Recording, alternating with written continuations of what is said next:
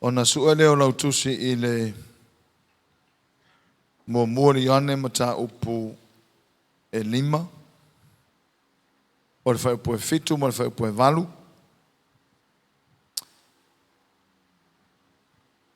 Ia, ta au whiele I nā, ai toi sue I le Luka, I le Ioane mata upu e 15.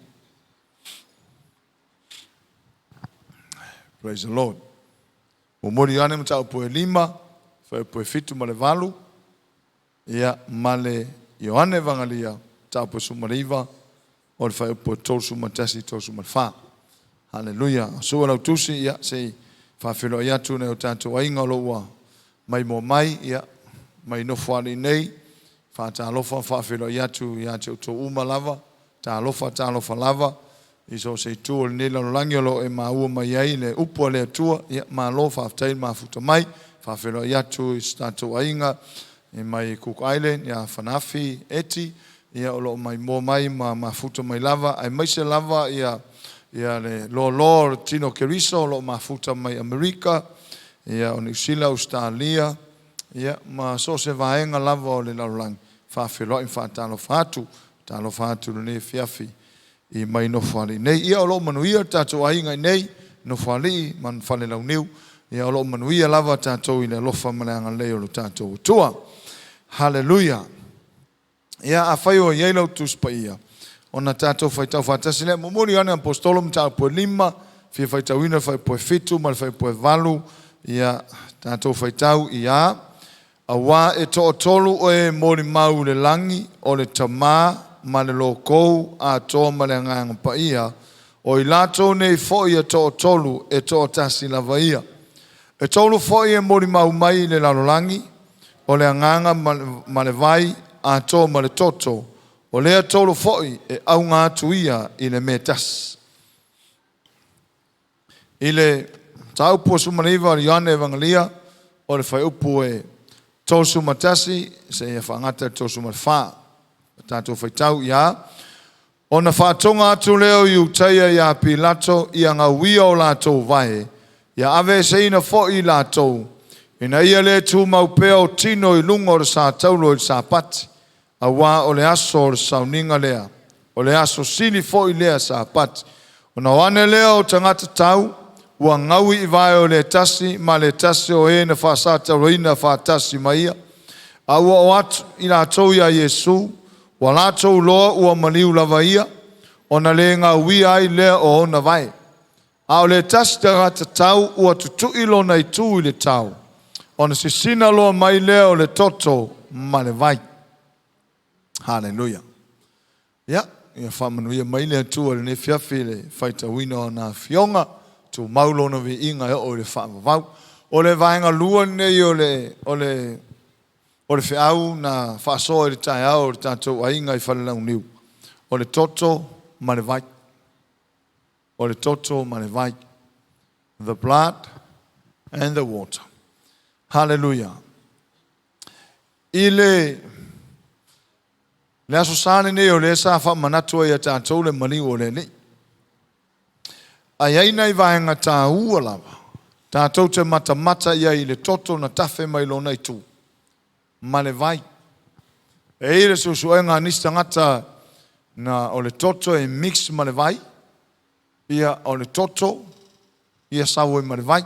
O winga e nisi susuenga fa mai o le toto na tafe mai ia e muri mai le vai o nisi susuenga fa mai o le toto ia wa fefiloi ma le vai a ele fe auta o te mana o e faso ai mo tatou la inga o le atua e mafua mai le toto ma le vai ia o lona e tu na tafe mai le toto ma le vai o le fe aula mo le fe afinei tatou mo tatou uma tatou loa le te leo o le savani lena o mai le mali o le li.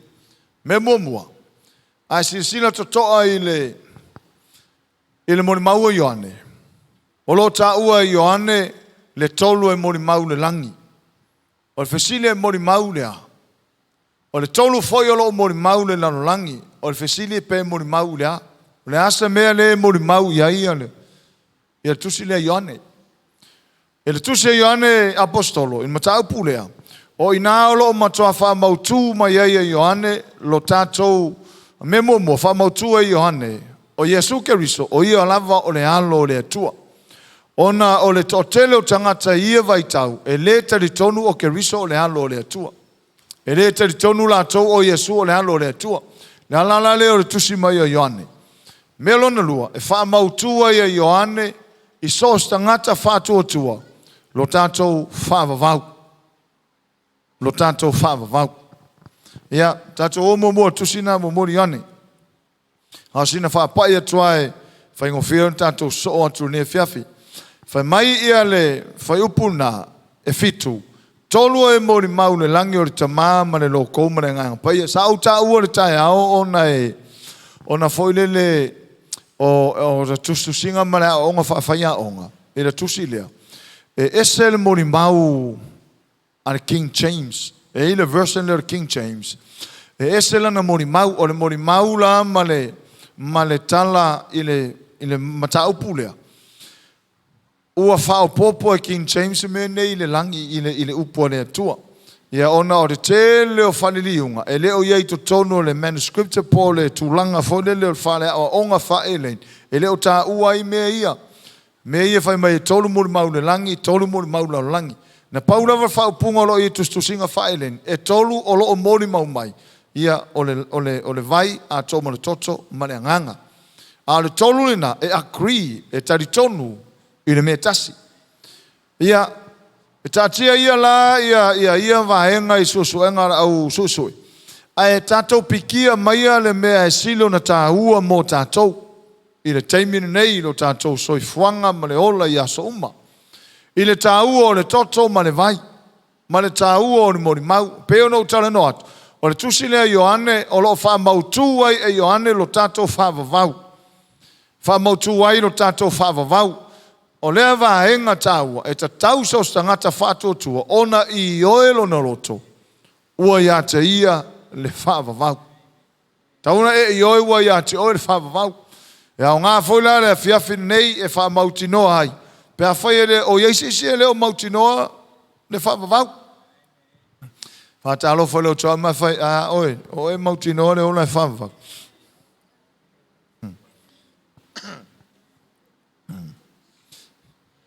E tau langi lava e tangata le ola e whavavau. E tau langi e tau tele o tangata le ola e whavavau.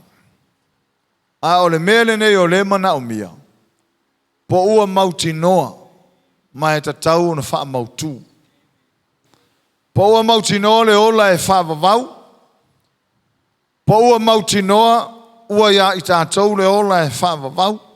O vaenga ia e ta tau na ma i o le lei, i le ola whakeusiano. Ona o le au malama tangata uma le ola e whavavau, o tātou uma lava o le whamoimoe le ola e whavavau, ai o mauti noa. Ai o mauti noa. Se tartalo melo au pea whaina e mauti noa. Amen. O le tusi na Ioane, o le tusi, o ai lava tangata whātua tua e whaitau i ai. O i nā e momoli e tuai le whiaule, ma wha mauti noa i a Ioane lo na whavavau. Ai mau e mori mau ai. E mori mau le vai, e mori mau le toto, e mori mau le anganga. Whai mai le tala tu spaya, ia tātou o ia iai e a matamatai. Hallelujah. Whai bosu martolu, ua o tusi atu nei mea ia te o tau e whātua. O le tusi ar tusi mō tangata whātua, o ai tangata whātua, ia o tusi la lea mō le tangata whātua. Whai whai o lea e te alala mai, po lea te mai mō mai e te whātua, ia o tusi nei mō tātou. Amene. Ona e lea o tusi le apostolo i se kālesia, o lo o tusi mō i lanto umo e whātua. O ai lava e whātua, o le tusi la lea o tusi mai e te tau tātou whaitau iai. A whaitau fo iai tangata whātua, ia. Mai tala Ioane, o tusi atu nei me ia te o tau o e whātua tua, e suafo le alo le tua. Ina ia o tau i loa ai. Ina ia o tau loa ai. Ua ia te o tau le ola e whaavavau. Ua o tusi atu nei me ia te o tau o e whātua tua, e suafo le alo le tua, e tangata whātua tua i. Amen. Talo mai limo tangata whātua tua. Amen. Lale winga le uno fa tu tala le. Ona e fua foi po suma tolu. Wo tusi atu nei me ya te auto uma o e fato tua. Ina ia I loa ai tangata fato tua. Wa ya te ia le ola e fava. O e mauti no wa ya te ole ola e fava. Hallelujah. So tangata fato tua. Fa fonga foi le mau masane tato. Yohana mtau mo foi po suma le lua a o lato uma o e Natalia o ia ma fato tua I lon swafa. Ave yei manuia. Le ngatan ave yei release el manuia. Ai to tau tangata na whana ua le tua. Kau ka ngofila ko ngeki mai le maunga I le maulea. Whamai tala Ioane. O I lato uma o e Natalia o ia ma fato tua. Fato tua le swafa le alo le tua. O I le whai mai. O tusi atu nei mea te o tau e fato tua le swafa le alo le tua. O ila ta umo e Natalia o ia mfato tua e lon swafa Yesu. Ave ia manuia. O le manuia. O le ola e whaava vau. E leo se kankupe. Whairau kwa oi. E leo se Ford Ranger mele karango ai kuspa ia. Ave ia manuia e leo le manuia folele ako manguia. E leo le manguia whapeo ave ia se fale pe foa ia se whangua. O na mea umalavo penge fiki ngā o le manuia o le atua. Ai o le manuia lo tala no I tuspai o le ola e whaavavau. Ave iai le ola e whaavavau. To e tau tangata na o atali o le atua po whanau o le atua. O I whatoa tau whanau wina I tangata o whanau o le atua. Wa iai le maua to tele tangata whai mau tato uma whanau le atua. Yeah, maybe. Tato uma whanau o le atua. Ia o tau loto na tangata ai fato a tau lava tangata o le atali ma la fino le tua ina ua talia Yesu fato tua lo swafa o ela se sila le fo ne fale le talia Yesu e tau nei on talia Yesu aisa ina ia maua aisa no le manuia le ta ua mai I o le ola e fava vau ona o le ola e fava vau fai mai wa utusi atu nei mea ya te auto uma I le o e fato tua le swafo le alo le tua o le tusi mo tangata fato tua il swafo le alo le tua ina ia auto loa aiwa ya te auto le ola e fava vau e lolo e tatou wa ya tatou le ola e fava vau a tili e un tatou fato tua pea na fai mai fai onga ina ia auto fato tua ai foi I le swafa o le alo o le tua so nei vaenga ia e tau tatou tatou lolotu ma tatou mafuta a ua mautinoa a ua iai lo loto wa e taritonu a iai sisi la luifo tatou fale nei e le Italia le alo le atua ia po la le lautala not fapea e le lavaro tatou loa o le atua e tatou mafofau tau te maua i se avano le ola e whavau e mana o mia Italia e mana o mia Italia whau fale tono tatou ta maua leo se tatou avanoa ai fai tau fai pasuma tas fai mai o le nei foi le mau wa foa ina mai mo I tatou e le atua wa foa ina mai e le atua ya te tatou le ola e whaavavau o lan me leu foa I mai le atua ya I tatou o le ola e whaavavau ia wha umala fai upu fai mai o le ola lava lea wa ilo nalo foa I mai e le atua ya I tatou le ola e whaavavau ma ngaia se lau pasenge a o le ola e whaavavau lailo nalo e tatau wai e le tangata soifua o Natalia le alo le atua ave mo na li mo na whaola whai mai fwai suma lua o le o ia teia le alo o ia teia le ola a o le o ia teia le alo le atua e le o ia teia le ola se fesi ninga la kanga kof kafea on ngai tonu ya o le alo penga o le lancio le udi e mori maula mea ia I le mau o fo I mai o ira le tau te fia whaso ai haleluia tau tau vava ai I le tuse Ioane evangalia o lo o ta ua mai ai whai upule e sifulmane e tolsu matasi anga I tolsu malfa so he lo tusi praise the Lord mai whai upule e tolsu malfa a o le tas tangata tau ua tutu ilo na I tu le tau ona sisina mlo mai lea o le toto ma le vai toto ma le vai ua tutu ia le fitafita le tua Iesu le tau ai fai tau le tautas fa solo tu tolufa o leo la talata sapati nela ua tu fitafita ngaui vai o pangotai tau ina ia feoti a lela e otu ele i feoti la wali ia la tau lungo sa tau la ri fa mea ia tau fa tasi mai Iesu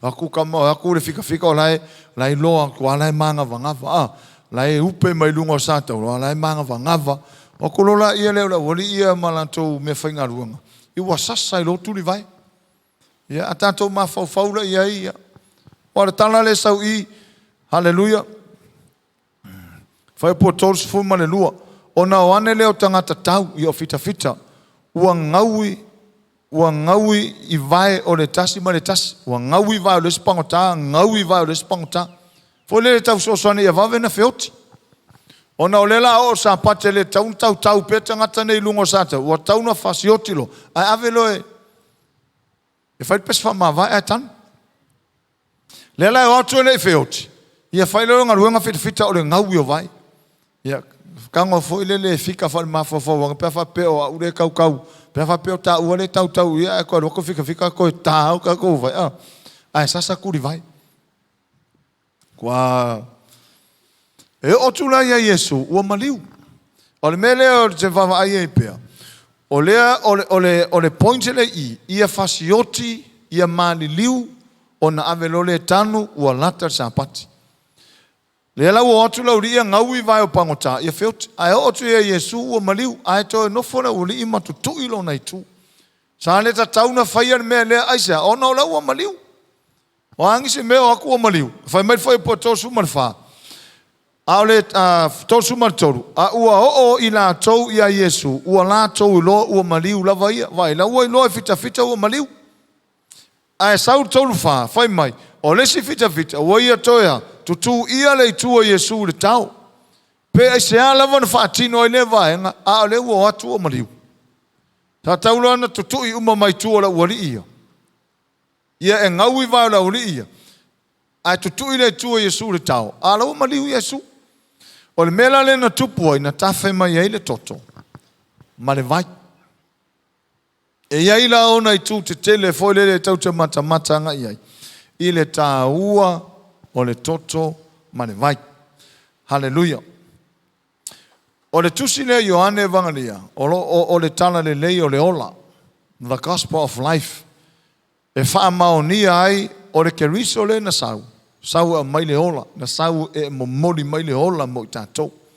O le au tu a toala o le tusi le Ioane, o le au mainga o le ola ina i o tātou ola ai.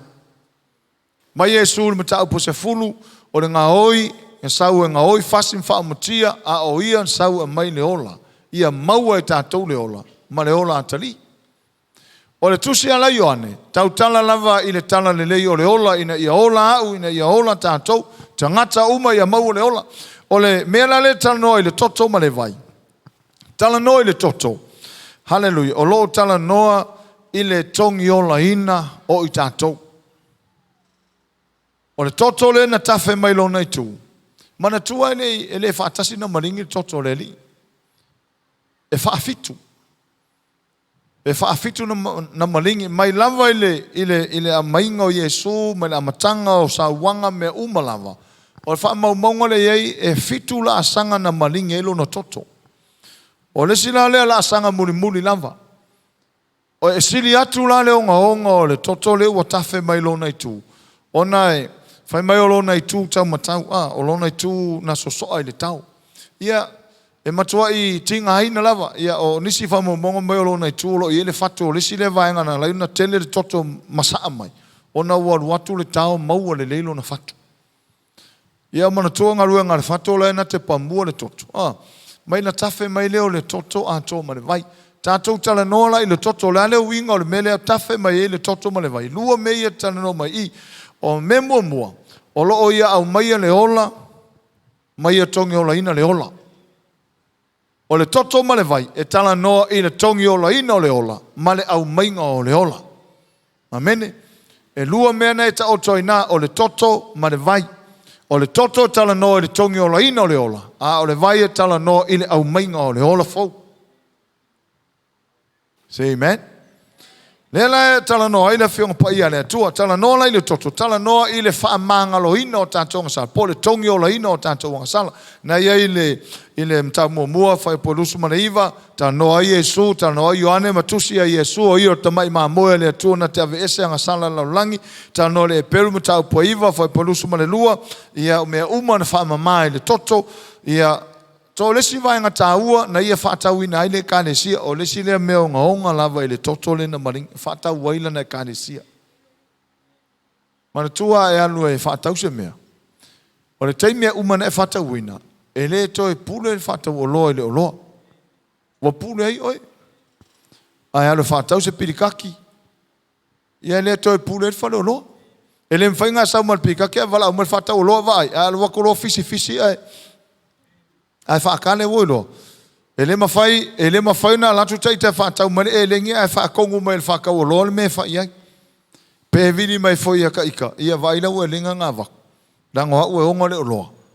Whaakalewe woi loa. Ki pingi angiangi se rusa furu. Valo e mangi popo ia. Kau ai e kongu mangi sos kamako mangisi. Kamako mpepe kamako. E le e pule. O aile la a pule le o loa. E pule ai le na ia whaatawina. O tātou na le kānesia, na whaatau a Yesu, mō ia, i lona toto. La tala no ia i le tusi o ngā luenga. Ai whai tau le ngā sua lau tusi ngā luenga mtau purusu fulu. Lua se fulu mtau pua ngā luenga whai purusu ma le walu nei e le mau whapea. O le nei, i nā tausia o tau ia te o tau a tau ma le lafu ma moi ma lava o tau fiai o tau le nganga e whai ma leo leo. Ia leo leo atu le kānesia a le atua, ua whaatauina e ia mona i lona lava toto. So waila na whaatauina le kānesia a le atua. Waila whaatauina le kānesia. Whaatau e Yesu, whaatau whai mo ia. Le lau wa oun ngei tātou e Yesu. O le upu na le whai mai. Ua whaatauina e ia mona i lona lava toto. O le whaatauina lau le kānesia, whaatau le toto. Te lo le telo la sanga umana maringe toto Yesu mo le whaatauina o le kānesia. A whaatau la tātou le o loa. E le to e pule tātou, e le to e pule whaatau o loa e le o loa. Ai whikanga i nei ta avale ia te suma ia ima e whaungaina. E le o pule mai tangata e ona ta avale na e latu whaatau mai. O la e pule a o ia whaunganga o lau ta avale. Pule o e pe whaarulunga o le maa, pe whaarulunga o le omo, pe whaarulunga le mu, pe whakua haru le ato. Pule a tangata e whaungaina. Ona ua le o toe pule le sa iai. Ona ua one oe le o lole. Ona ua e whaatauina. O tātou la. E le o toe pule tātou ia i tātou. Ono tātou o le kānesia na whaatau a Yesu mō ia. E whai mō ia. Ai whaatau lono toto. Le sila i tū te lele e tau tātou matamata i le toto. Ona e le na o le whaamangalo ina o tātou angsala. Te loa paule o le meo lai tele na li lifa e manato tangata. O whaamangalo ina o angsala. Ai whaafere tu ina atu ave mō ia. O le whaatau ina o tātou, le whaatau le toto Yesu, e whai tātou mō ia. O le whaatau ina lau tātou, e le to e pula tātou. Aisea, o wa uma whakau. Usai ke alala mai, wa uma whakau oi. Awai istangata hole le ngofo longa whale, ai le lo wa uma whakau longa whale. Ke ia le hoko le inga e onga whale vai. Ia ka ale lima ngange, o kou le hai mai. E le ai o whale o mako, wa uma whakau, wa vai pepai. E le koe pule, o kou pule mako. Mako le ui pepar whale, mako le pepar whangua, ia kahane lima ngange, o kou le ai, a kou kahane lima le isi o waru ese. Ia o kou maka me o ia o kou. Sai, e te whaatauina lo se mea, e pule oi le mea wa e whaatauina. Tātou mei maina le pitole, wa whaatau tātou e Yesu e whai mo ia. Whai lotu a oi ne pule e ia kau. O le mea le pule hao e pe pule Yesu. O le mea whainga tāle o le tupu le tino keriso. O la ua ilo o whaatau e Yesu lo no toto. A la e pule arkamba lo makua i le mea whai. A le o toi pule Yesu. Mana i o tala a la apostolo Paulo foi mai. A o au wa le o toi hola. A o keriso. O lo ua hola i tono i ta. A o au le o toi hola. E le tala Yesu le wha mau e mata i o foi mai. e le mawhaina sau se tasi e tia. Peale ino ia ilon ta mama non tina. Whafonga mai ne teo whauinga se sele mau. E teo ave ma me i ka ili silang ko inga malangaro makua le ai. O le winga whamutalanga. E le tau sustai o nisi whamamonga nisi au whai mangania whai mai. A fia muri mai se tasi e tia. Aua leu sustai o ia te ia. A whai o au ua whaila o whai unga o te fia muri a Yesu. E le ta tauna o sustai ia uia. E ustai ia i le ua o fia muri ai. A whai mai ar tangata leo te muri i alu tamatau, ia alu tamatau. E le whai mai, whapea mai tangata le tate muri alu anga vale, a leo whapea kuse e loko fia alu kau makau. E le to e pule au e pule le ua ia, le ua whai latu whai un tate muri ai. Whai mai lea Yesu, a fia muri mai se tasi e tau. Aua leo sustai o ia te, la leo ingo lea tala. E le to e pule au ia te au. E le to e whai au ne au whai unga. O le ale me whai mai ei le ua ia whaata wina au. Ia mea ngā kaunga whai. Le sila le mea e leo peo le tau leka i le tō tele o le kerusiano. Ona e wailoa le mea lea. A la lava e pure ia ia. Ma ngai ia o le tātou māmalama le whionga lea tua. O le toto le na tafi. O le whata wina o le kālesia. O le whata wina e whai le kālesia mō ia. Mena le tau o le kālesia lea tua. O le kālesia le o le lotu. E se ale lotu, e se le kālesia. O le kālesia, o le tangata ua vavai ese mai ma le lalolangi. Ua ave ese mai uaru ese mai ma le lalolangi. O tangata vavai ese. Uaru ese mai tuna naunga, uaru ese mai le lalolangi, uaru ese mai mea leanga. Taula tangata na, ole e kālesia. E le o le lotu. O le lotu o le potonga o tangata e tō tele. A o le kālesia, o le mea ufata wina, ua vavai whaataulo oe, ua vavai e se mai oe, mai le lalolangi. Amen. Ia o le kālesia lana. Whai mai la, tausi le kālesia le atua, ua whaata wina e ia mona i lona lava toto. O le toto la lea, le si le mea tau titile, le ngata o le whaamanga lo ina o angasala. A o le whaata wina o le kālesia. So le ngā luenga la le toto, ma le mena whai e lo tātou rio Jesu Keriso. O le ave e se ino lo na ola ina ia mawai le ola. Ia male au mainga o le ola ina ia o tātou mawai le ola. O le ala le un tātou i oi. O le ola le nei, e iai le ola i tu ato, le ola nei. Se amen Kerusiano. A tātou mamalama nei ma ave o tātou ola moleli. Ma nei ai o le sitala Jesu le whai. Hallelujah. E mawhai ona whaata wa ina le wahenga lea. Mō tātou. Ina e mawhai o tātou loa wa ave o tātou wola mō le li. Hallelujah. O le tala noa maila le toto lea ma le vai.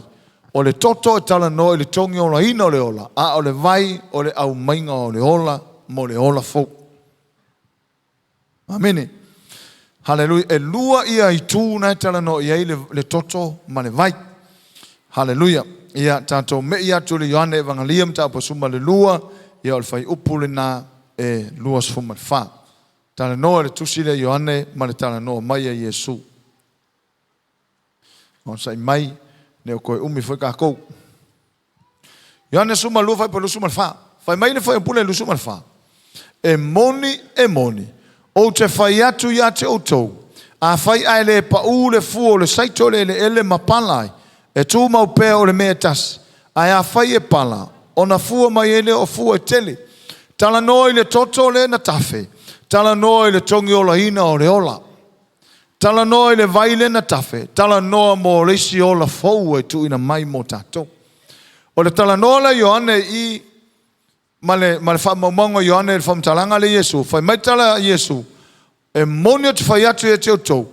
Ale pa ur fuor saito le ele mapalai au mai a Iesu ia wa mai a Iesu na ia e fai ma fuor saito pero no fa sorta ha tu si le Ioane e tala no la vai tu inga o le lifestyle o le scale le tala no Ioane tala no se me e Iesu no vinga tala no saito fa tau ia Iesu tala no ma moe fa tau ia Iesu fa tala no areto fa tau ia Iesu o ila o lo tala no Iesu e whatatau ia te ia.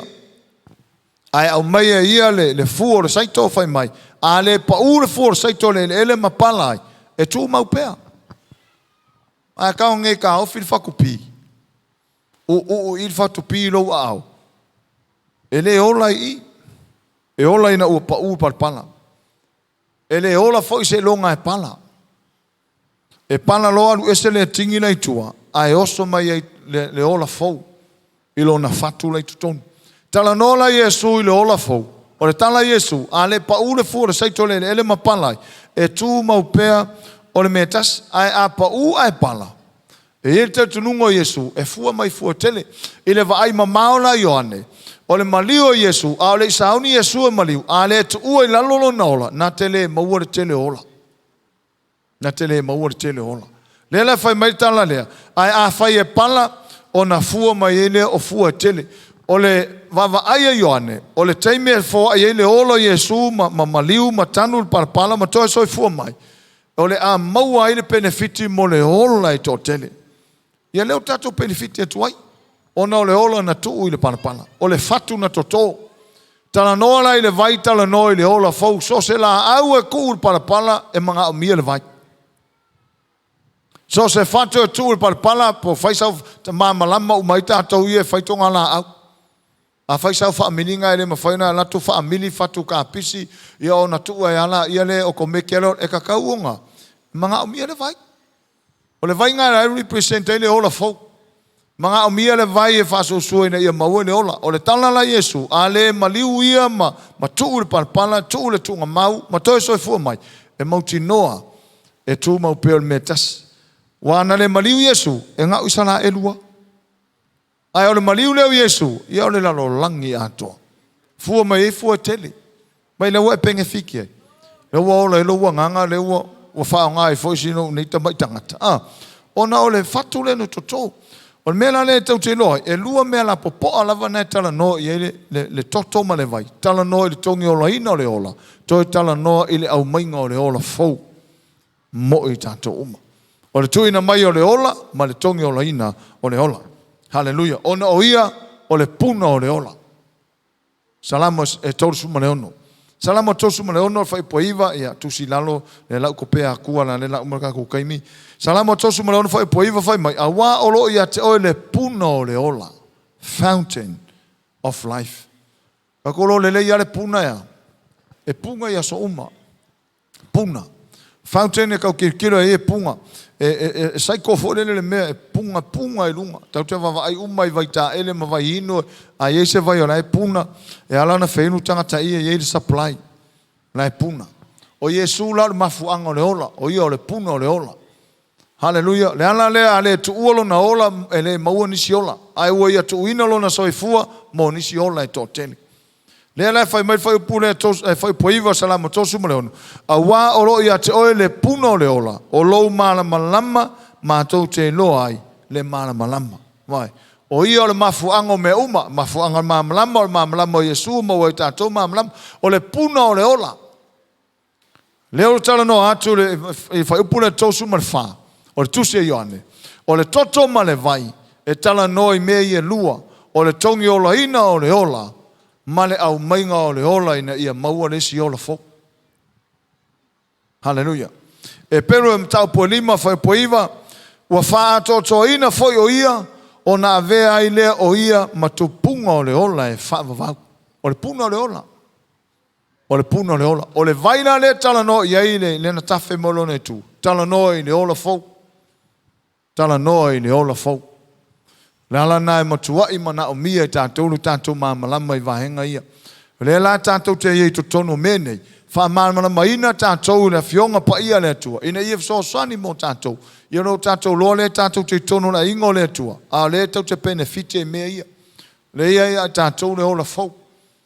Whai mai, ua wha a tōtō ina foi o ia. E le mawhau na maua tātou se ola fau ma se mea le atoa. Pei o tala e masani ai. Hallelujah. E le mawhaina sau se stangata. E le mawhaina sau se manu e tongi ola tātou. E le whetau I tātou ma le manu. Manu uma na whasia e le taimia whenga intuai. E le whetau na mai e tongi ola I tātou. E le maangalo tātou se toto se manu. Se vanga nāua sau se tas tangata. E tongi ola ina le tangata le uanga sala. Ai a sau foi la tangata. E le tatau na sau si tangata ngasala e tongi ola si tangata ngasala. E tatau na sau si tangata mama o le levo na mawalunga e na te whaumatia ina me uma ina roifo. E le whaina mama si tangata ngasala. Pe a whai e sau foi si tangata. E le ato atoa. Me nā tato mata I teimere whengentu ai. A osi tau langa mo ngasala. E wa ai male manu e le eise ila. E le eise pona. Manu e mama. O le sau foi la Yesu, o ia o le mamoe le na tusilima i le tulafono. Tusilima i le au perfeta. Tusilima i le au faisalamo. O le mamoe e mama. Saula le mamoe na le isa nang sala. Tongi ola I tatou. Ona o ia o le puno le ola. E ato toa. Fai mai. Ua faa ato toa ina foi o ia. Ona avea I lea o ia matupunga o le ola e faa. O ia o le mafuanga o le ola e faa vavak. Le sile me fia fai lo atu le loa loa tino kiriso. E le mawhai o na maua uma tangata le ola e wha vavau. O le ola I e wha vavau le mea lofa foa I fua mai. O le wha moe moe o le atua. Ia o uma tangata le ola e wha vavau. Ai e iei vahenga tahua taunu mamala mai. Ona o le menei. Te leo tangata o lato wa mafofau e oti lo alu e ola e wha vavau. Riai. E leo tangata uma whanau tau mau. A wha manu yanga e foa I fua. Ai le maua tangata uma. Pe a le ustai tangata ila. I le upua le atua. E le mwhaina whanau wai whai whiau le ustai le upua le atua. La e whai whiau la langi. Na una ula whai whiau. Na ingu pia whai whiau. Na ai maruanga nganga whai whiau. E le mawhailanga ola whai whiau whapenga. Ai wha moe moe a walking. Eo ke le ola e wha vavau. Le ai. Ia leo whai atua mwhate tainga. Sos tangata e maa whau whapenga. A oti alu ola e whavau, ana e ola I tuna naungo laulang. Ia. O mei ngango le silo makua salu iase mea. E le maua tangata na e whamanu yang. Amen. E mga amia lea, le usitai. I le upua le atua. O na te leo ngai ngoinga le sa whai. O le na alu sa taulo le tafe mai le toto ma le vai. E le hai masana angasana. Ua mawhai o na whamamaina I tātou. Ua whaatoto ina foi o ia. O na avea ile o ia ma tupunga. Po le mafuanga o le ola e whavavau. Ia I lato uma e usi ustai I a te ia. Mai whafonga mai le whamai a ino le mau. O na whaia ile o ia matupunga o le ola e whavavau. Mo e usi ustai I a te ia. A whaina o Yesu o le mafuanga o le ola e whavavau. Po le tupunga o le ola e whavavau. Ai mo le ustai. A whesini e whawhea le ustai. Ia o le ola e fiu e vau. Talo foi lo tau ma fai ai ka ua le ola e fa vavau. E le ola e fiu e vau o le ola e fa vavau. Hallelujah. Manei e o tano me tu spai e fa mamala mai ai tātou o Yesu le mafuanga o le ola o le tupunga o le ola e fa vavau. Fai mai ua ato fa ato to ina foi o ia o na avea ile o ia matupunga o le ola e fa vavau ia I lato uma o e usustai ia te ia e manga o mia ni whanau usustai. Say amen. Pe fai whiau a le uskai e le maua I e whamanianga ne. Me lea mo I tātou uma o le tino ke riso le kalesia Yesu e manga o mia tātou usustai I le atua. Ona o le atua o le tupunga o le ola e whavavau. O le mānei o le whiaule nei. E toi whamausalia I ai tato uma. Le ai e le alu whaasolo a kore mea. E alu na o le ustai. E o ai a Yesu nga sau o ia. Sau ai ustai lon tama. Ma Yesu o te le sau whailo loto. A o le fina ngalo le na uina mai a. Mo le kalesia Yesu ma tato uma o e mai mo mai. Ai ma se fo tato a inga samone. Manga o mia le ustai. Ke lo o le mea tinga. Me le o le leusta. Tofu uma tātou mātua whai whanau, te whalongo atu lo uma whau. Koe au lo maoro ka me kike leuskai. Hallelujah. Loa koe la lo mae folele lo wa e ti ngā te le leusta. E le anga mo le leusta. Tofu uma I tātou whai ungo tātou mā whau. Hallelujah. Mea kaule maure a whais. Koe palau wale koe de sua makua. Mo le leuskai. O ngai ke fai ar ngā mea. O ngai le. E tau te whalongo ina uma le ustai. E ti ngā mo le ustai. Tātou fo ia whanau whaafafonga mai ia. O mga o mieng whangau si uskai. Le po le sile me o vavenga suka isi makua le usika yo fanga. Koko maulunga. A tu maila le vau matu whanau. E whalango ina matu le ti ngā me le ustai. Le foi ngai le kau ai maa isi makua.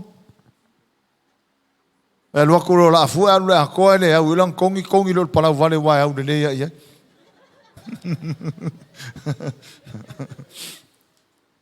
Talo foi lo tua mai fai ai. O fai si levo o kere o koe fai.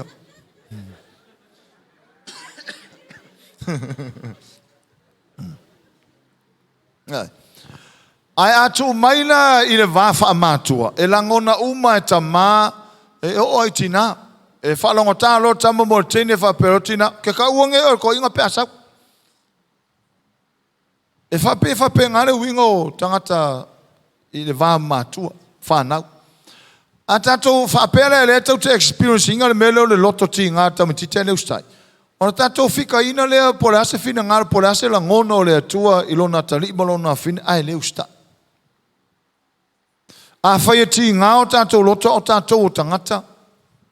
Ai le kai kukusa le ika ka koma le ita le atua pēha on tō tā mai. A ita o tangata e o sinka mai maale le koru vai varu e le hile langa ika. A ita le atua e maa furifuri papa. E maa furifuri maunga o karanga kuspai. A on tō tā mai le atua e maa furi maunga. E makua i e li ua uma papa o mea sa piko lalu wa furi uma. E makau kia le ita o le atua. A whai e ti ngā tangata le ustai o lana whanau. A whawhea la le whina ngalo le atua pēr le ustai tātou. So e mga au mia e le ustai ona o le atua. Wa ia au maia lana porkalame o le ola e whawavau e fōa i fua. O Yesu foi, wa whai matupunga o le ola le nā. Ona o le au mai i. O le mawhanga le o le tutui o lo nei tū. Ma tawhai mai le toto, tawhai mai ma le vai. O le toto mo le ave se ino o tātou ngasala. Ma le vai mo le ola fōu. Le lau au mai i nisi o tustusinga whai mai. O Yesu o le puna o le ola. Whai mai le e peru. O Yesu o wha atoto ina wa whai matupunga o le ola. Ai mo le ustai. So e mga o mia haere a inga o le tua. Na o mia tatou ustai tautama. Amene. Ia a whai lava o nai te ustai o i le atua. Vi ia le atua te whanongo ina lou mawhanawhana. Te whanongo ina lou lata lata. Teimi uma e te le. E le uma mao le atua ma oe. Te whanongo ina le. Closa o lua. Amen. Ai langona le leia tangata pia o kau mau vore. E lo pe afaiang kakalo. Hallelujah. E pelo ivan vai bosuma lua, fai mai le vai bosuma lua. Ona ulu fatasi lavale o ia i totonu o le mea pa ia, e le ma le toto oti matama i povi, a o lona lava toto. Fai mai wana maua le tongiola e whaavavau. O le tongiola na ta pena i e le atua mo Yesu. E ala ia Yesu, e whaavavau. E whaavavau le tongiola. E le whaapea tongiola nei, ia tō sauni fōi, le tongiola mo tausang fōu, ia tō sauni fōi, le kasia. O le alu e Yesu, te tono le mea silen pa ia, na alu molono toto. So whaamamala matu le whasimea lea, le vahenga lea. O tū mahanga Israelu, i whainga tauranga. E uma na osi tauranga i whafo, i whafo le mea pa ia. Ma sau watu toto ye ule anga. A uma, e ila le toto e alu ma le whai tauranga sili, e mo moli to tono le mea silen pa ia. Le ile atola au le tuo, na luatu la i le whai tauranga, ua mo moli lalo le mele tau le no fō le alofa. E tuo ina. E alu e mo moli tau le mele o le toto le tauranga. E mo moli la i o tausanga uma e whai le mele, o ngā luanga fō le whai tauranga sili, e alu e mo moli le toto le whengainga. Ina mali wai o Yesu, e tusa ma le tala tus pa ia, na alu to tono le mea pa ia. E le i alu mas toto se povi, po se oti, po se manu, na alu malono lava toto. O Yesu la, o ia le whai tauranga sili. Ina ua maliu matoa soe fua mai, na fio o ia e mo mori le toto le whengainga. Toto la nao le e mori mau te minei. Hallelujah. Toto le nao le e mori mau te minei. Toto le nao le e mori mau le langi, e mori mau la langi. Wha maa ngalo tatou ngasala. Ia tatou loa la e mori mau le toto le langi, o wha maa ngalo tatou ngasala. E tatou na maa malama tangata ua maa ngalo wa ave ese a tatou ngasala. Taimea talia tangata Yesu e lo ave ese na ngasala. Amen. Whai mai la whai posuma lua.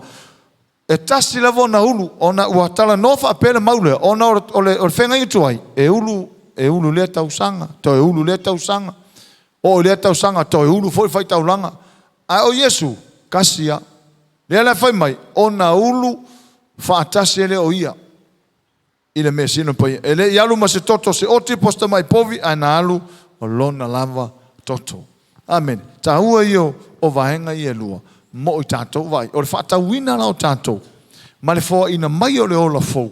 E le tatau ona toe o sustai au ia te au. Tātou umore ka le sia Yesu o taun tātou sustai i le atua. A whaafonga mai fōstanga tau la austai ia te ia ai tu le atua. Wa mga o mia nge sana mō. E a whaafenga kaku kaurangi le ola e whaavau le ustai le atua. A whai o stanga tau ustai le atua. Ia le ki oa a mangu ia o mea ngai whai. Talo foi o tau mai fai e manga ia kele mo mo sky. Ia kele mo mo sky. Tatou lo le leia so stanga tale ustai wa vai tatou temini. So se ata li ma so se fa fine le ustai. O le makua i safa. Safa. Pe ale ustai. E manga o mien fa na ustai. Tatou foi e fa na fa fonga mai. Ao tau langona mai lo leo tatou fa na manga o mia ko suskai ko makua. Ninguém vai queimar o makua e faz aquele. Hoje faz aula com facungula com makua. Ai mas ela pe fa pele le sang ngaruanga. Pe mo foi sang degree. Fa fonga mai tatou fa nau pe tau te ata mamai pe mo tau fa ilonga e aka mamai a ko makua. Hallelujah. E ata mamai a tau matua. E fa pena foi le vama le atua. Po le ala vo tatou mafaufaunga, le aso tatou lo iai e ata mai ale atua. E ata mai ale atua iai tatou. E silia koe lau tatou fai o le me, o la e mama lama iai le atua. Ngai lo le fai. Wa le mere nei, i le vama matunga whanau. E manatu le atali po la fine wa silia tu mele na te lo. Ai le loa. Le e silia tu mama lama o ta mama tina langa mo moso i fua mai. Taula na ustai le leo o ta mama tina. I le vana o le atua malan whanau. Po le aso tātou ata mamai fea. E tau on tātou ustai langa ata mai atu le atua. Sila fia le atua le lumanai. O le atua le iai le whaupunga isa ia. Na ia whaia le lumanai. O na ia whaamata atu wailo leo tātou. So e mamao la sila le atua. Amen. Matai ono fai parusu malfa. Sa mele la uma. Fai mai. Ele ai se na te mawhai au na ia li e tō lua. Al tā hua ia mele lu ustai. Langele maua tātou whamarianga o le toto na tawhe mailo nei tū, ma le vai, pe a whai le ustai tātou. So mana o mia le ka le si ustai, amene ustai le atua. E le aise na te mawhai au na i ali e tō lua. E le whai mai, awa e ino ia le tas. Ai alo whātu i le tas, a le o lea. E wha apepe i ato ia le tas, ai wha leo ngai le tas. Saulo le malaina munumuni. Tau te le mawhai na au na i le atua a toa mamamone. Ia. E manino ia pe a tātou whai tau whapeotania. Whai mai ESV. The version it whangain. Whai mai. No one can serve two masters. E le se tasen whan au na ia li e tō lua. Two masters. No one can serve two masters, for either he will hate the one and love the other, or he will be devoted to the one and despise the other. You cannot serve God and money. Okay, nei loa. O le tau atu spaia tupe o le si foi lea master. E tau foi lea tu o le master. Two masters. Money and God. A ia sa kupe nganga kaung le va e lunga ma kirkira. O la me waka o kuspa ia le me le ai se ola. E ka o le ali. O le master. O na sila fina le ia Yesu o tele o tangata ala nganga yoi o le rida. Ale ai le li le fa no ku fai ai mo kwa ka fa le kong. O se o so ia suka marko ko maurunga inga o le ai le rida. Hallelujah. So le talala tu spaia, ele o fa pe mai tu spaia. Au nge koe ele anga nga me au koe fai. Le ai. O le mele au mai Yesu. Le fate tainga. Ina ia tatou lo po fere tau te au na iai. Pe tau te au na ile tupe, pe tau te au na ile tua. A o le tuli atu melea. O le tāua le usustai ona o le tongiola ma le au mainga o le ola. E lua metal no i le toto ma le vai. O le tongiola ina o le ola. Ma le au mainga o le ola i tuato o le ola nei. A ila tangata fia maua le ola lea le ola fau. E le mwhainga uanga mei e lua. Ne te ofesiri mai sis whapea. Ala e la mea kaunga whai. E ese ale au auna. Ese le whaonga hina o le tupe. Langa o le upu maa mone le wha Samoa mai. O lona winga o le tupe. O le tupe. O le winga o le mele au auna le tupe. O le stangata. Ua whaidea ona o le whai mai tu spa ia. No one can serve two masters. O lo tau tu spa ia le tupe. Sa wha apea lo mawhawhau. Le lo po sa kangi. Le po sa kangi le ua sa kangi o le li o neila rangi. Sa kauna wha apea mai kuspa ia. Sa tau wha apea mai tu stala. O sa kangi ma le atua. Sa kauna wha apea mai. Hallelujah. No one can serve God and Satan. Ai le o ka ua sa kangi o se master i. O le ka u le tupe o le master. Ai sa kango ka ua sa kangi wa le ka u kelo u ma sa kangi o le li o neila rangi. A le ka ua le kupe. Ya ka ko lola si le kulma lo si o kupe lo sa kangi. Sa kangi o whaia inga o kupe whaia si malo si kere. Wa ke aisi urungari. E vai a kulolo, e vai a kulolo, e finge pe mafia fia, a kolea ke alo fa ko fa pe. A makan me folele, mai las ka kat. A maka fa ka unga kat. E so ko ya mai las nga lus fuka langa le. Wa se a ko ya mane me e ka mafaila ona o tanga ta fa pena, ona o le tupe. La ma fa nga nga muri ka kai, o le kupe. Ele o muri ko inga e muri o ako ko inga. Le ala na le fai mai ele se ta se mafai ona au ona ile atua a to ma le tupe. So o ata lima na fino le atua. Ia tatou mingoi aso uma yo tatou lo o le atua. A tatou serve le atua ona tuli le o e tupe. When you serve God, the tupe will follow you. But we serve money. Kau ke fiu e kuri. Sawa ko kau ke fiu e kuri. Ka ko au no ile tua e kuri o e kupe.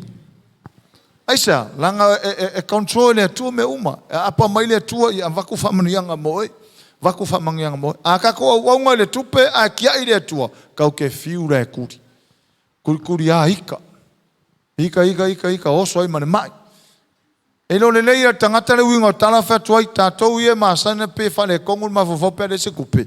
Ia o ira ka o ira ka ko lo le leia anga le leia tua pe tupe o no tupe anga ke serve le tua fa no ina lo ma fan le no e le se pressa. A tangata uma ala na o no le tupe o lo pressa ia pe va iPhone eu ko fa misa ko malo mako ko ke vai me ko fuka la. Ke reiro ano pe asa ngiula le mangi ngiu fa kau se me ko se furukala vai halo le pusa le halo ku le ia forele yo kamalo o ya kamalo vale ali ngi la ko man vale os kamalo awange se ainga kau e misa onga ule se kupe fai lo tua oi e ngaka ngi le ason ngi a fa fonga mai se rungari aranga lua misa o kupe o ngala keru au ngai ile kupe ale o le tua serve le tua kangole le tua vaku me famani e lua lango tala le fa salamu fai mai ye fia lava o ya yova ona fo ina le ia me te mana oi e se ona loi for faringe le manga o se kupe si mai le mo tangata le mana o se tupe le ai fia ya yova ona fo ina le ia tupe fo ina wa me ia mana o tato loto tau mana o se tupe e fa fenga uku ka kwavali e fa fenga ko ai fa fenga ko feingu o me umalava o tupe le o se tu o tupe le ona e ala na ta o Yesu me le o ali e to lupo masta solo o nga si fire le Yesu after i kero kangaka fai ma ku kupe ki nga i kupe le malolo ko uso foi sau over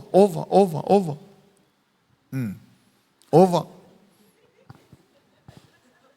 Kua nge loma kua uma ngai ele wako mena ko ia pe famaros.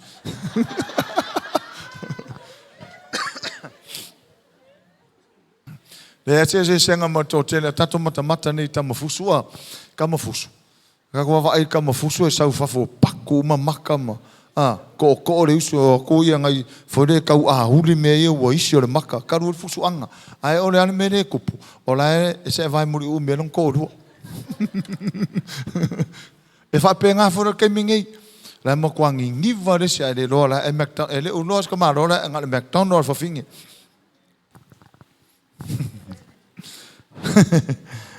Fa fonga mai le kane sia Yesu. Tato au ona le tuo, fa maria le tuo tato.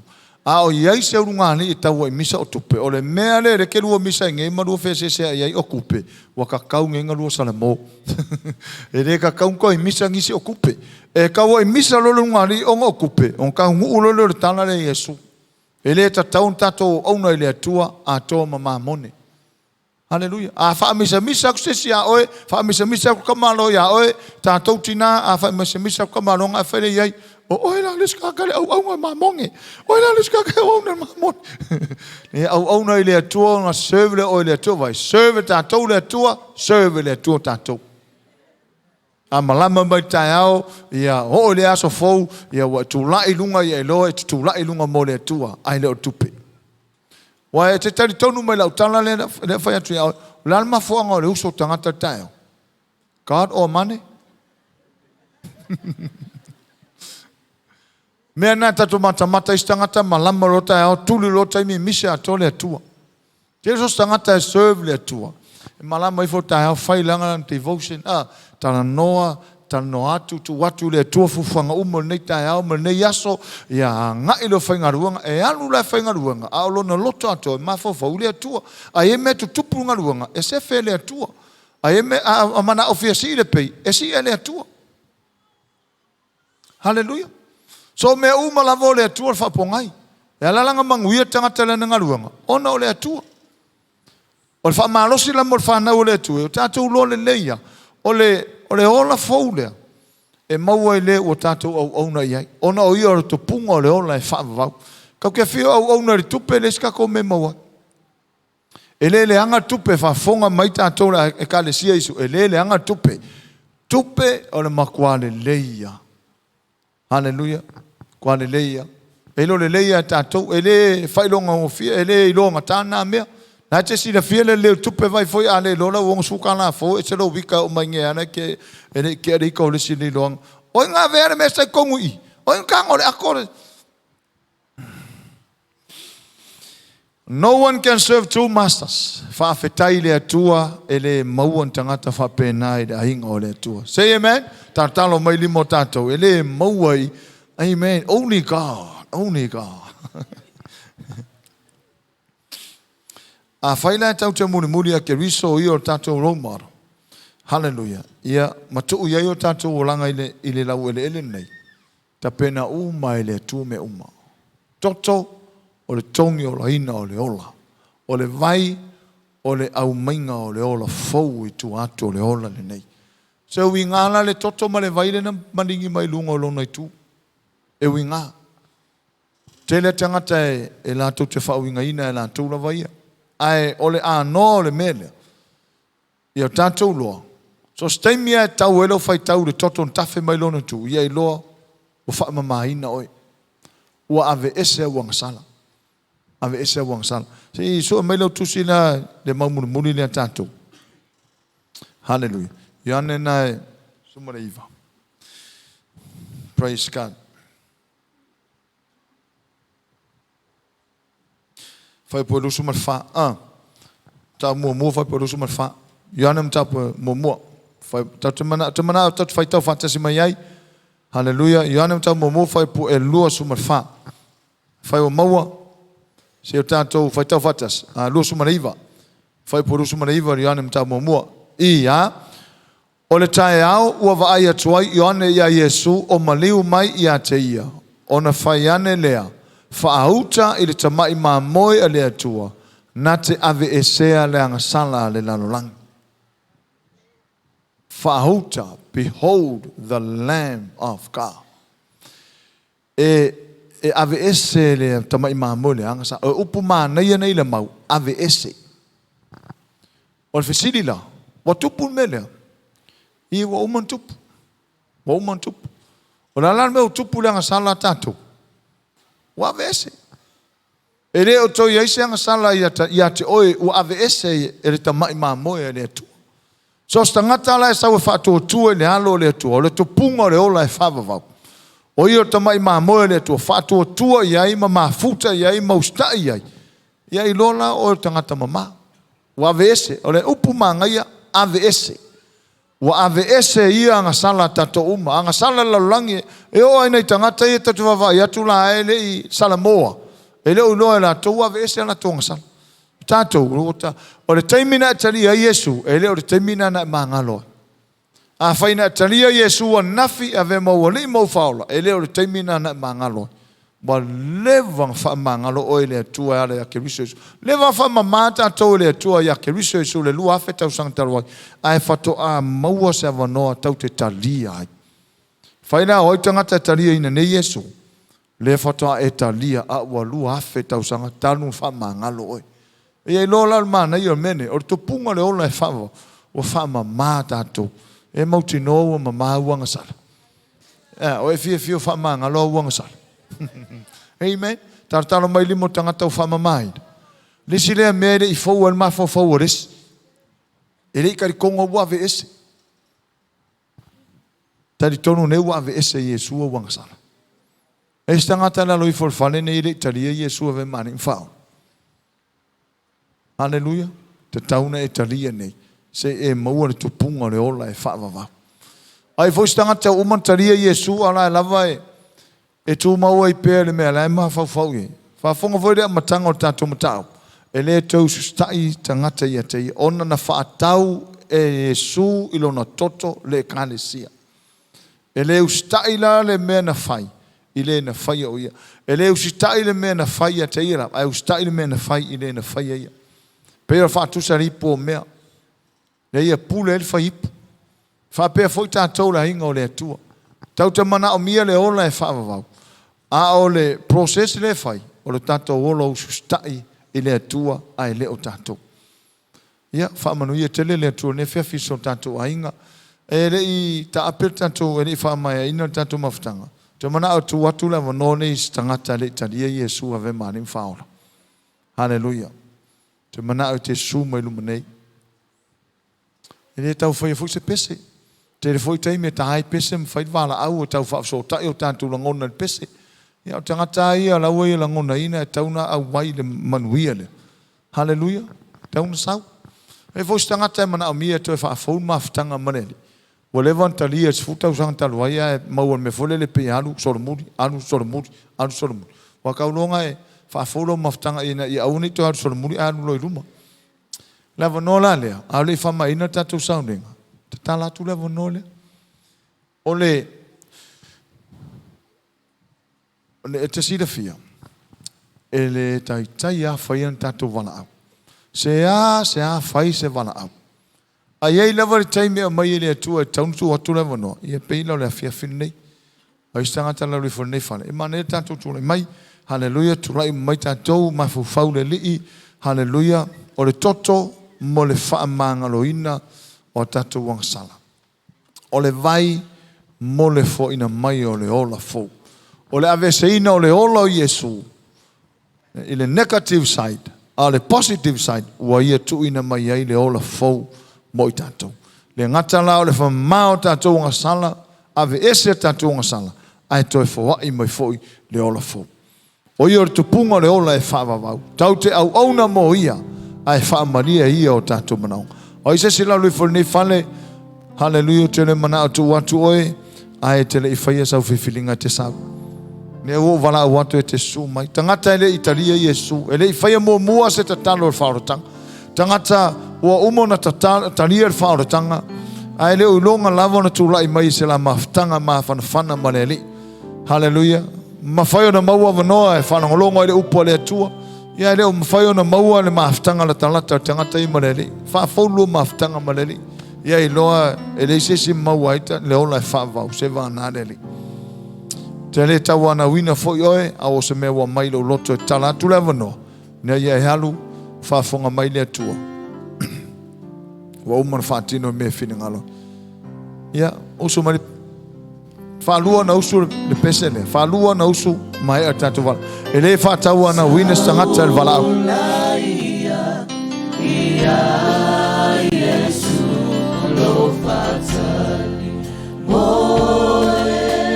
Hallelujah. Saula ia e malia lo loto. Now Yeshua e malia lo loto. Avea o ia maseu ia so uma. Hallelujah. Awa usoe wala tala tamai. Toi Paulo lo suina tato pese saula ia Yesu. Sau ia Yesu te le saule lotu te le saul fai fiau te sau ia Yesu. O io te pungo le ola e fava vau.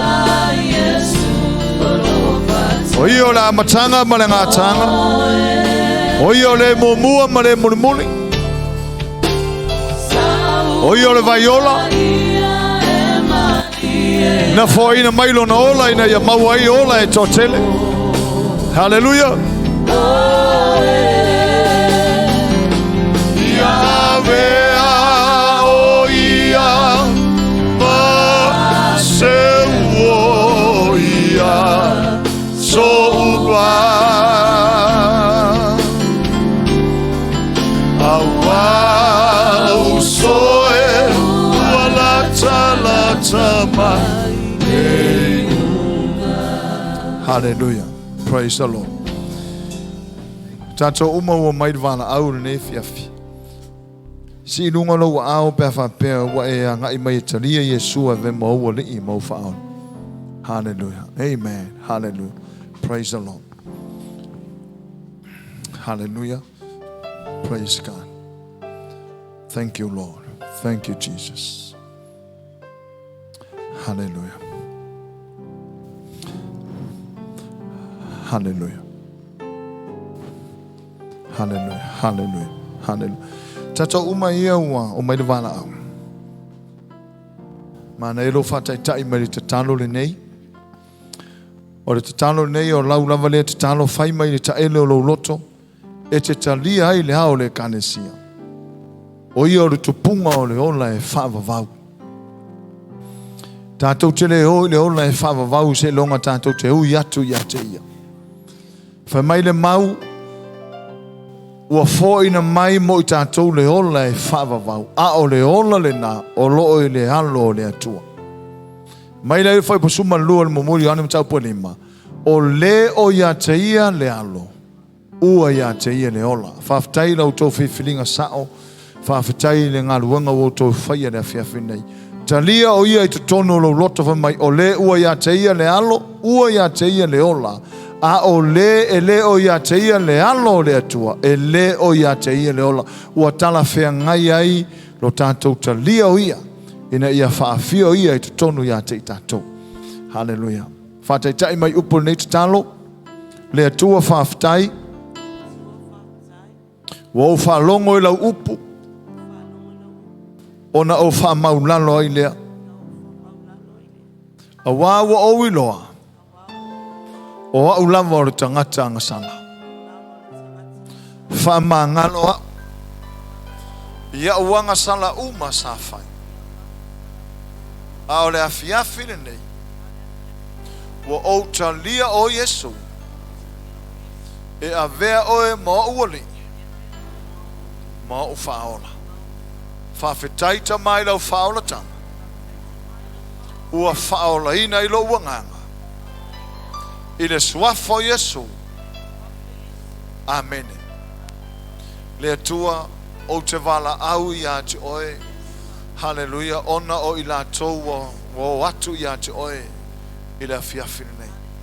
O tu ina atu I la tau I la utatalo yo ao ina ia leo leo ma pui pui ma viso sani le aso nei a matai lau tau maafutanga utu ina atu ila tau ia te oe o lau a fio le aole kalesia ua faa fio ila tau o ia ua la tau faa tanga lau a fio tonu ia te ila tau ia e faa manuia ia te ila tau tu mai o la tau wao sa i o ia lofi o la tau a au faa manuia o ia ila faa mnianga leo ma pui ma lavea i sostonga fiti ma sose mai leia fili ia e lavea ina ila faa nau o mātou i oe lau tau singa whapeo na wheta lai Hapeo na ole mo na ofa fo taila na tolo ila luifo na pa au e whapea fo ila to uma e whatua tua ia te oi e te malu pui e whai oe ma olo ma losi e sao ma olai whaftailo whaoratanga mo ila tau whaftailo whamangalonga mo ila tau whawhetaila upu mo ila tau fo ia turivi inga ia te oi le suafo ke riso e sua mātou ta tala mo wala au otuai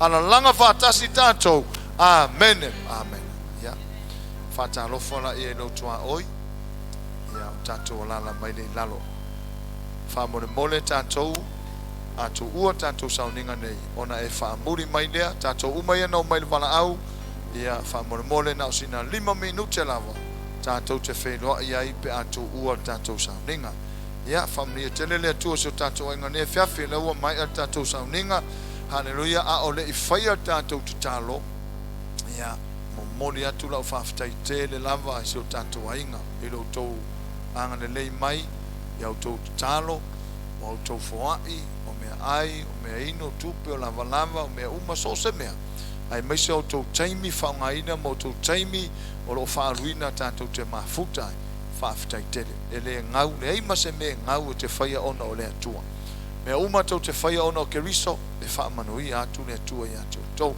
ya malo whaftai mo mea umalava o le vaso nei e malo lo tato porkalame e tato live e le upo le atua nga ia tulungo tato tu lau ia whanga ia lo taimi whamole mafuta mai ei pe nga ia tu upo le atua lungo tato tu lau nei vayaso ai whamole o le atu ura vanoa le vayaso atoni nei mo tato whanau ia manilia tato mo e la talata mai whena samari vani mai ai whamole awal va vetu ina maiti ya nga ya tu tatu ta vale o le utu wa onga ya ona tau sui la titi taimi nga i tol tatu ta vale ya mo tatu pokalame ina ya mau foi ya taimi tu wa yo la lama o le asu sa nei na sau ya e fa ilo tu taimi o tatu sounding ai fa mo le tatu ainga ya o le afiafi e fa tatu ino ngati ma tatu fa na me masani pe o tupu foi tau sango mai o masani tatu mo ila to